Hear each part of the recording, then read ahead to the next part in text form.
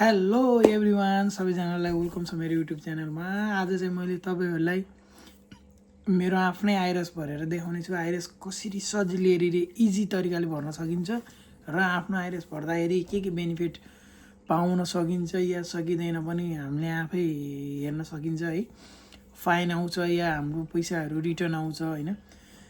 Profit पनि अब प्रफिटै भनौँ न, फाइदा पनि हुन्छ या घाटा पनि हुन्छ, के हुन्छ, हामीले के गरिरहेको छ, अब त्यसको बारेमा चाहिँ फुल डिटेल्स यो भिडियोमा पाउनु नै छ। यदि भिडियो राम्रो लाग्छ र यस्तै इन्फर्मेसन र पोर्चुगल युरोप सम्बन्धीको ब्लगिङ टाइपको भिडियोहरू केही मन पराउनुहुन्छ भने चाहिँ मेरो युट्युब च्यानललाई सब्सक्राइब गरेर बेल आइकनलाई क्लिक गर्नु होला।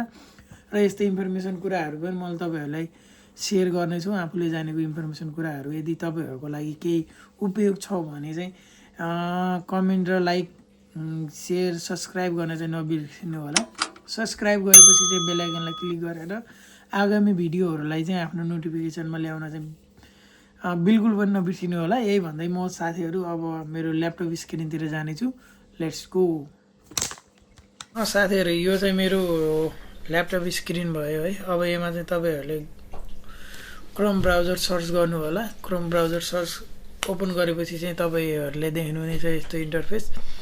हामीले माथि पनि सर्च गरेर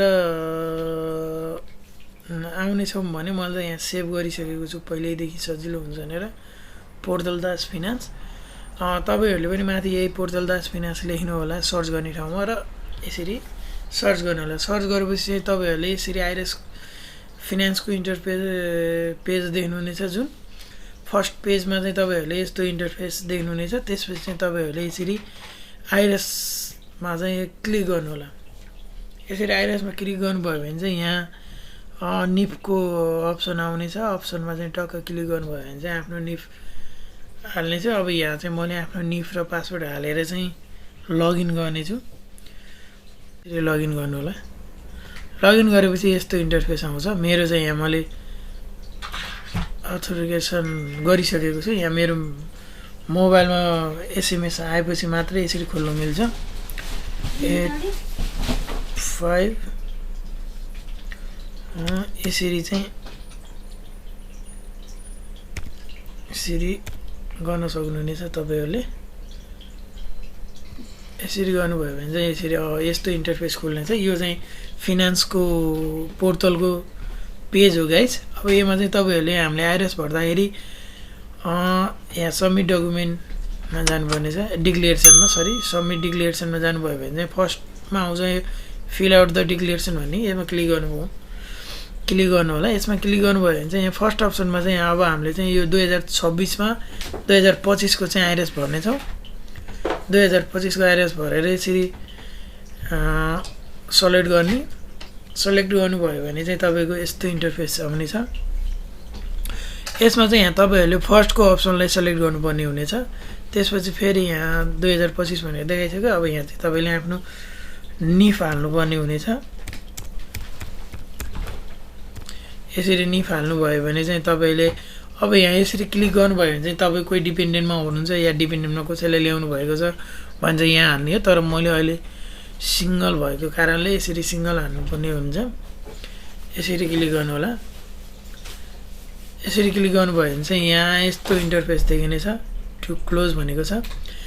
आज हामीले जोबेम सिस्टमबाट पनि हेर्नेछौँ गाइज। तपाईँहरूले भिडियोलाई कन्टिन्यू हेर्नु होला। फर्स्ट अफ अल चाहिँ हामीले नर्मल भर्नेछौँ। एकमा तपाईँहरूको केही पनि भन्नु पर्दैन, सिङ्गल पर्सनले चाहिँ केही भन्नु पर्दैन।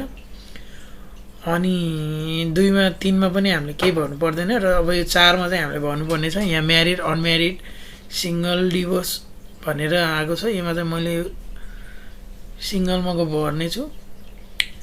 अनि त्यसपछि तपाईँले 5मा पनि केही भन्नु पर्दैन, 6मा पनि केही भन्नु पर्दैन, 7मा पनि तपाईँहरूले केही भन्नु पर्दैन।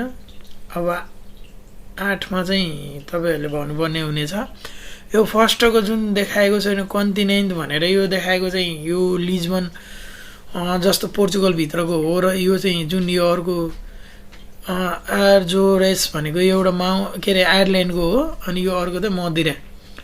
अब यो दुईवटा आयरल्यान्डमा हुनुहुन्छ भने यो मदिरामा हुनुहुन्छ भने 3rd नम्बरको सेलेक्ट गर्नु र अर्को आयरल्यान्डमा हुनुहुन्छ भने 2 नम्बरको र फर्स्ट अफ अल तपाईँहरूले लिजबन या लिजबन पोर्चुगल अरू नर्मलमा हुनुहुन्छ भने चाहिँ यो सेलेक्ट गर्नु होला। त्यसपछि 9मा चाहिँ तपाईँहरूको आफ्नो बैंक एकाउन्ट फिलअप गर्नुपर्ने हुनेछ गाइज।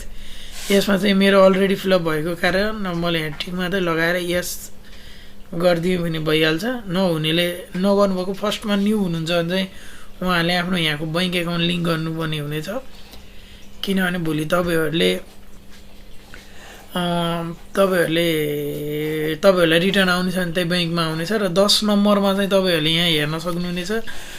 यो 1 नम्बरमा चाहिँ के भनेको छ भने फर्स्ट टाइम भर्दै हुनुहुन्छ यो सालको भनेर सोधेको छ, र 2मा चाहिँ सेकेन्ड टाइम भर्दै हो भनेर सोधेको छ। त्यसमा चाहिँ तपाईँहरूले फर्स्ट टाइम, मैले चाहिँ फर्स्ट टाइम भरेको छु, त्यही भएर फर्स्ट टाइम क्लिक गरेँ। तपाईँहरूले सेकेन्ड हो भने सेकेन्ड टाइम गर्नु होला। र 11मा केही पर्दैन, 12, 13मा पनि केही पर्दैन। अब त्यसपछि चाहिँ हामीले एक फेरि चेक गर्न पनि सक्छौँ हामीले भरेको सिस्टम सबै कुरा मिलेको मिलेन भनेर।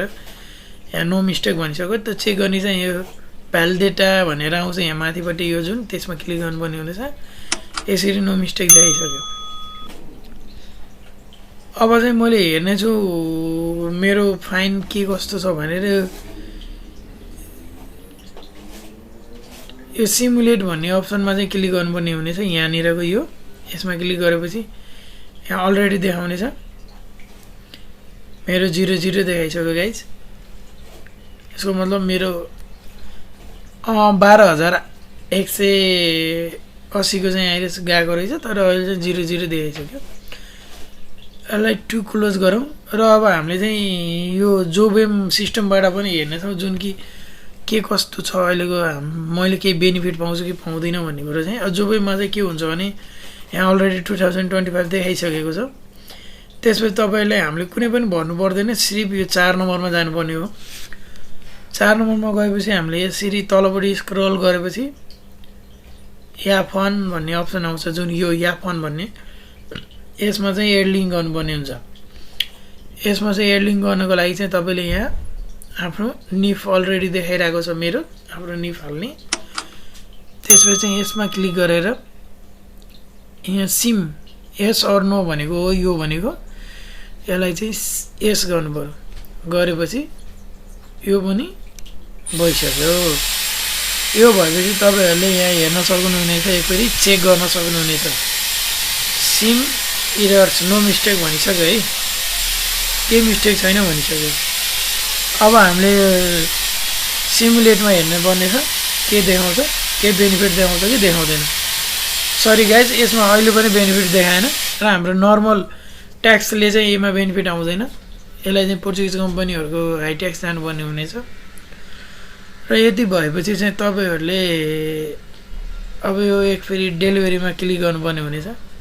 डेलिभरीमा क्लिक गर्नुभयो भने यसरी डेलिभरीको अप्सन यस्तो खुल्नेछ। त्यसपछि क्लिक गर्नु। अब हामीले चाहिँ यहाँ एउटा यो कीमा चाहिँ क्लिक गरेर हाम्रो फेरि एक फेरि अथेन्टिकेसन गर्नुपर्ने हुनेछ। त्यसको लागि चाहिँ निफ हालेर हाम्रो फेरि पासवर्ड हाल्नुपर्ने हुनेछ गाइज। यहाँ म पासवर्ड हाल्दैछु।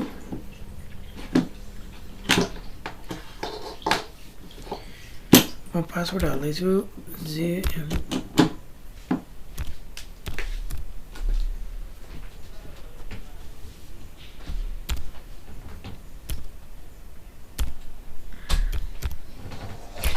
मैले यसरी पासवर्ड हालिसकेँ।